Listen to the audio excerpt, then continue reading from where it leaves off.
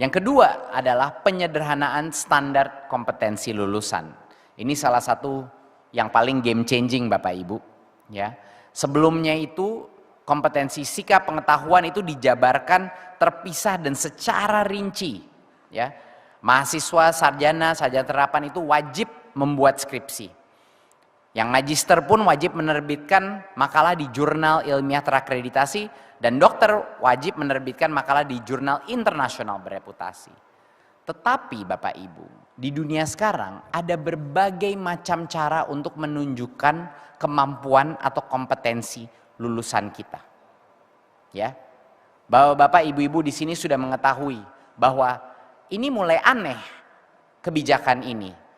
Ya, yang legacy ini, karena ada berbagai macam prodi yang mungkin cara kita menunjukkan kemampuan kompetensinya itu dengan cara lain.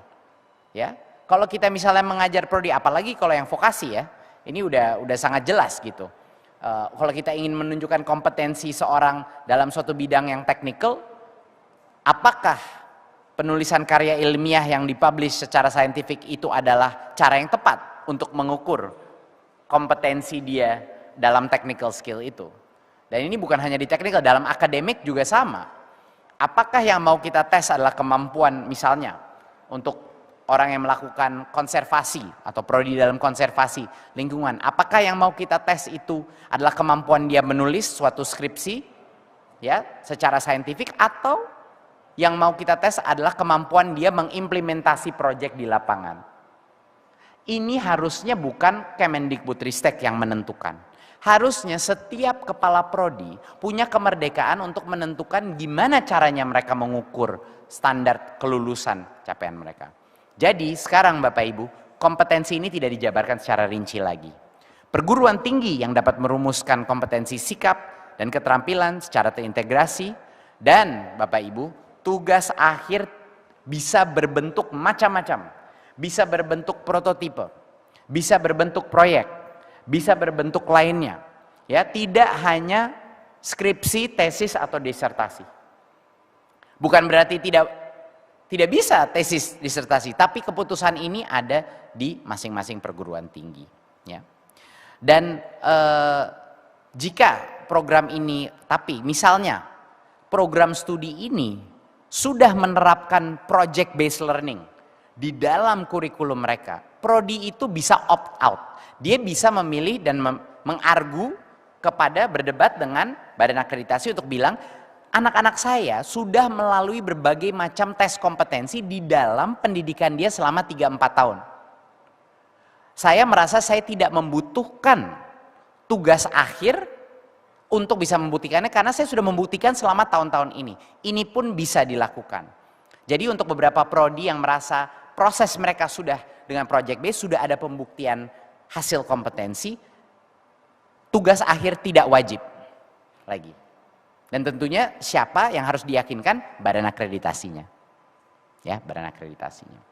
Nah, dan mahasiswa untuk magister, S2, S3 ini terapan wajib itu wajib diberikan tugas akhir. Jadi buat mereka masih ya wajib tugas akhir, tapi tidak lagi wajib diterbitkan di jurnal.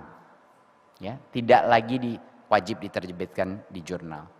Jadi ini benar-benar transformasi yang cukup radikal, cukup besar, di mana kami memberikan kepercayaan kembali kepada setiap kepala prodi, kepercayaan kembali kepada dekan-dekan dan kepala departemen untuk menentukan, oke, mungkin bidang saya yang berkembang begitu cepat dengan teknologi, dengan evolusi industri, mungkin ada cara-cara lain untuk membuktikan hasil lulusan saya yang tidak akan membebankan mahasiswa saya tanpa alasan.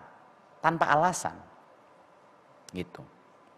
Oke, dampak positifnya, program studi merdeka akhirnya untuk membentuk tugas akhir. Ya, atau memilih untuk tidak ada tugas akhir untuk yang S1. Ya, dan menghilangkan kewajiban pada program studi sarjana terapan S1 atau D4.